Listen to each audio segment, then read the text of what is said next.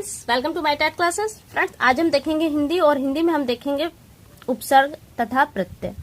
Friends, C TET के लिए ये टॉपिक बहुत ही इम्पोर्टेंट है क्योंकि सी टेट में अक्सर 2 क्वेश्चन इस टॉपिक से पूछे जाते हैं। तो देख लेते हैं कि पूछे जाते हैं या नहीं। देखिए, ये इस बार का कौन सा पेपर है, एक बार मैं देख लेती हूँ। ये फर्स्ट पेपर है। देखिए, यहाँ पे ये आपका आया है, प्रत्यय से प्रश्न बना है। और दूसरा प्रश्न देखिए इसी में दिया गया है और एक ये है, अनिश्चित शब्द में कौन सा प्रत्यय है। अभी प्रत्यय से आप देख रहे हैं इसी बुकलेट में 2 क्वेश्चन है। और देखिए जो सेकंड पेपर है इसमें भी एक क्वेश्चन है, अनर्थ शब्द में आपको प्रत्यय उपसर्ग बताना है। इसमें हालांकि क्लियर वो नहीं दिया गया है यहाँ पे कौन सा हो सकता है, ये प्रत्यय उपसर्ग में से ये बताना है। तो यानी कि आप देख रहे हैं कि यहाँ पे भी आपके सीटेट के फर्स्ट और सेकंड पेपर दोनों को लेकर देखे तो यहाँ पे 3 क्वेश्चन आपसे पूछे गए हैं। तो आइए वीडियो स्टार्ट करते हैं। उपसर्ग तथा प्रत्यय। देखिए फ्रेंड्स, उपसर्ग क्या है? जब शब्दों के उपसर्ग पहले जोड़े जाते हैं और प्रत्यय बाद में। जब शब्दों में कोई भी आप शब्द हो उससे पहले एक अव्यय जोड़कर हम एक नया शब्द बनाएं तो वो होता है उपसर्ग। देखिए बुक में क्या दिया गया है, उस उपसर्ग शब्दांश या अव्यय को कहते हैं जो कि शब्द के पहले आकर उनका विशेष अर्थ करे। उपसर्ग 2 शब्दों उप यानी कि नजदीक, जैसे होता है ना उपगंगम, उप का अर्थ यहाँ पे समीप से है तो यहाँ पे उप तथा सर्ग से बना है। उप का अर्थ समीप तथा सर्ग का अर्थ सृजन करने वाला है, यानी कि नए तरीके से बनाना। अर्थात शब्द के निकट आकर नए शब्द का सृजन करने वाले शब्दांश को उपसर्ग कहते हैं। जैसे हार शब्द में प्र उपसर्ग जोड़ दिया गया तो हो गया प्रहार यानी कि हमला करना। तो यहाँ पे कहा जा रहा है कि थोड़ा सा और देख लीजिए, उपसर्ग के प्रयोग में शब्दों की 3 स्थितियां बनती हैं। हम लोग किस स्थितियों से शब्द बनते हैं, जो हम जब उस उपसर्ग उनमें जोड़ देते हैं तो क्या होता है। तो दे रहा है कि शब्द के अर्थ में एक नई विशेषता आती है। कभी कभी ये एकदम प्रतिकूल यानी कि अपोजिट अर्थ देते हैं। और जो तीसरा पॉइंट है वो दे रहा है शब्द के अर्थ में कोई विशेष फर्क नहीं पड़ता किंतु उसकी तीव्रता बढ़ जाती है। तो ये और उपसर्ग देखिए 3 प्रकार के होते हैं। उपसर्ग हिंदी के उपसर्ग होते हैं, संस्कृत के उपसर्ग और उर्दू के उपसर्ग। उर्दू के उपसर्ग में आपका अरबी और फारसी आता है, लेकिन यहाँ पे हम जो देखेंगे वो एक रूप से देखेंगे। तो आइए देखते हैं उपसर्ग। हम एक शब्द लेते हैं, जैसे हमने एक शब्द लिया शिक्षा। हमने उपसर्ग के लिए देखा था कि जो हम शब्द लेते हैं उसके आगे उपसर्ग जुड़ता है। और यहीं पे प्रत्यय को भी समझ लेते हैं, जस्ट इसी का अपोजिट प्रत्यय होता है, यानी कि शब्द के आगे आपका जो जुड़ता है शब्द के आगे वो होता है उपसर्ग। उपसर्ग और जो शब्द के बाद, क्योंकि आपका शब्द है और शब्द के बाद जो जुड़ता है वो होता है प्रत्यय। देखिए हमने यहाँ पे जो शब्द लिया है वो शिक्षा। शिक्षा में अब उपसर्ग जोड़ते हैं। मान लीजिए हमने लिया अ उपसर्ग, अ उपसर्ग लिया और प्रत्यय के रूप में हमने लिया अक प्रत्यय। अब हमने शिक्षा में, शिक्षा शब्द में अ उपसर्ग जोड़ा तो हमारा जो शब्द बनकर आया वो देखिए क्या शब्द बन रहा है। अब हमारा बन रहा है अशिक्षा, ये हमारा नया शब्द बना। शिक्षा देख रहे हैं, शिक्षा और अशिक्षा यानी कि दोनों एक दूसरे के काफी अपोजिट शब्द हैं। इसी तरह से उपसर्ग के और भी शब्द हैं, जैसे हम एग्जाम्पल में ले लेते हैं, जैसे हमने नी ले लेते हैं। नी में हम कोई भी शब्द जोड़ दें, जैसे युक्त, युक्त शब्द लिया हमने तो देखिए नी उपसर्ग जुड़ने से ये आपका हो गया नियुक्त। नियुक्त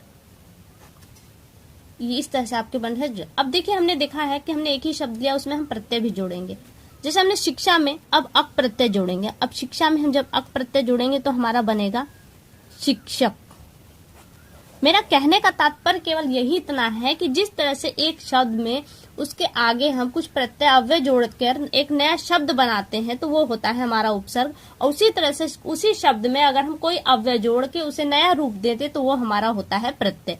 और फ्रेंड्स आप समझ सकते हैं कि प्रत्यय उपसर्ग बहुत ज्यादा नहीं है। हिंदी में उपसर्गों की संख्या 41 है, जबकि प्रत्यय की ऐसी कोई संख्या नहीं है। तो कहने का तात्पर्य केवल इतना ही है कि इनसे जुड़कर इतने शब्द बनेंगे कि वो आपके सामने प्रेजेंट करना थोड़ा सा मुश्किल है। लेकिन वो उपसर्ग कौन से है, प्रत्यय कौन कौन से, ये एक बार देख लेते हैं हम लोग। देखिए यहाँ पे आपके दिए हैं उपसर्ग जो है, ये दिया है आपका अति, अधि, अनु, अप, अपमान, अपशब्द, अभि से अभिभावक, अभियोग, अव से अवगत, अवलोकन, उप से उपकार, उपनिवेश, नि से आपका निदर्शन, निपात, नियुक्त, परा से पराजय, पराक्रम, प्रभाव, परि से परिक्रमा, परिजय, परिमाण, परिधि वगैरह, और प्र से प्रकाश, प्रचलन, प्रजनन, प्रज्वलित, प्रयास आदि।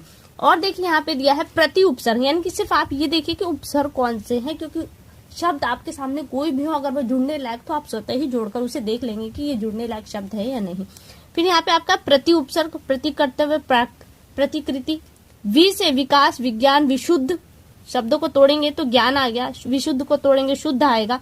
उससे देखिए उन का मतलब होता है एक का कम होना, उन मतलब होता है एक का कम होना। तो आप देखिए 19 कम है, किसमें 20 में एक कम है।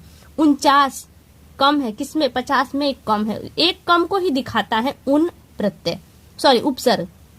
सुकोमल, सुडोल, सुजान, सुपात्र, पात्र, जान, डोल, कोमल, ये क्या है आपके शब्द हैं। उसमें सु उपसर्ग जोड़ा गया है। सगोत, सरस, सहित, सपूत, सजग, जग, पूत में आपका स उपसर्ग जोड़ा गया है। बेईमान, बेवकूफ, बेइज्जत वगैरह शब्द हैं। ला से आपका है लाचार, लाजवाब, लापरवाह, लापता, लावारिस, लालत, लागत इत्यादि शब्द। शब्दों को तोड़ेंगे तो आपको सारे शब्द अलग अलग साफ दिखाई देंगे। फिर दिया भर, भरसक, सरपेट, और एक छूट गया हमारा सम। देखिए सम से बहुत इंपॉर्टेंट है, क्योंकि जब सम आप उपसर्ग को जोड़ते हैं तो जो उच्चारण, जो यहाँ पे म का उच्चारण दे रहा है, वो शब्दों में जुड़ने के बाद अक्सर न का उच्चारण देता है। जैसे सम हमने कल्प में, संकल्प में, कल्प में सौ उपसर्ग, सम उपसर्ग जोड़ा तो हमारा जो बन के रहा है वो संकल्प, यानी कि जो ये म है वो न के रूप में आ रहा है। सारे शब्दों में देखिए संकल्प, संग्रह, संतोष, संन्यास, संयोग, संस्कार, संरक्षण, सम्मेलन। केवल सम्मेलन शब्द एक ऐसा आया है जहाँ पे म का उच्चारण म के रूप में ही हो रहा है, तो ये थोड़ा सा ध्यान दीजिएगा। आगे है भर, भरसक, भरपेट, भरदिन, भरपूर, भरमार, भरपाई इत्यादि। बिन से बिन ब्याहा, बिन बोया, बिन चखा, बिन काम इत्यादि, यानी कि जो नौ का भाव उत्पन्न कर रहा हो। निर से निर्वास, निराकरण, निर्भय, निरपराध, निर्वाह, निर्दोष, निर्जीव, निर्मल इत्यादि शब्द बन रहे हैं। उपसर्ग को भी इसी तरह से देख लेते हैं थोड़ा सा। उपसर्ग में आपके क्या क्या है, सॉरी प्रत्यय में देखिए ये आपके हैं प्रत्यय हैं। प्रत्यय कौन कौन से? अ, अक, आयन, इत, इय, इन, इय, क, ता, मान, मय, ता, तो। ये आपके ऐसे प्रत्यय हैं जिनको जोड़कर हम बनाएंगे। जैसे यहाँ पे दिया है अक, शिक्षा में जोड़ा गया तो शिक्षक बन गया। रस में आपका आयन जोड़ा गया तो हो गया रसायन। वर्ष में इक जोड़ा, लास्ट में जोड़े जाएंगे। यहाँ पे आपको दिखाया पहले गया लेकिन जोड़े लास्ट में जाएंगे। वर्ष में इक जोड़ेंगे तो वार्षिक हो जाएगा। पुष्प में इत जोड़ेंगे तो पुष्पित हो जाएगा। छत्र में य जोड़ेंगे क्षत्रिय हो जाएगा। इस तरह से ये सारे शब्द बनेंगे। तो फ्रेंड्स उम्मीद करती हूँ आपको ये प्रत्यय और उपसर्ग जो किस पैटर्न पे यूज होता है ये आपको समझ में आएगा। तो फ्रेंड्स अगली वीडियो आपसे बहुत जल्द मुलाकात होगी, तब तक के लिए नमस्कार।